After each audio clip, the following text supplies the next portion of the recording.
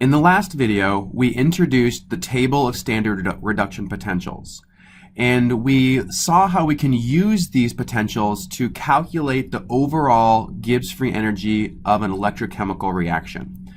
In this short video, we're going to explore how we can quickly learn information about these half reactions from the table. And to make this as easy as possible, we're going to center our discussion around the reduction of hydrogen cations to make hydrogen gas. This is a nice reaction to choose because it has a standard reduction potential of 0, so it's very easy to calculate the overall electrochemical potential of a reaction that involves this half reaction. We'll first explore coupling this reduction reaction with the oxidation of copper. So in our table of reduction potentials, this reaction is directly above the hydrogen reduction.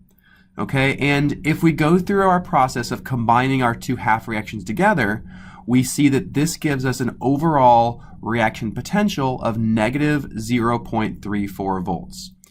Right? It's negative because copper is being oxidized from a 0 charge state to a +2 charge state. So we reverse the reduction potential to give us an overall reaction potential of negative 0.34.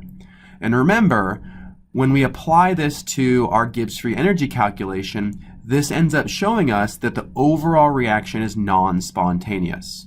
So when we react protons with solid copper, the reaction is non-spontaneous. However, if we explore the reaction just below our reference reaction and react together protons with an iron solid, we now see that when we combine these two half reactions together, we get an overall reaction potential of plus 0.04 volts. And when our overall reaction potential is positive, this gives us a negative standard Gibbs free energy, which means the reaction is spontaneous. Okay, so the lesson we can learn from this is that if the oxidation reaction is above the reduction reaction in our table of standard reduction potentials, then the reaction is going to be non-spontaneous. Okay, so if the reduction reaction is below the oxidation reaction, the reaction will be non-spontaneous. But if the reduction reaction appears above the oxidation reaction, then the reaction is going to be spontaneous. All right, so with that lesson, we should be able to very quickly figure out if reactions will be spontaneous or non-spontaneous simply depending on their position in this table.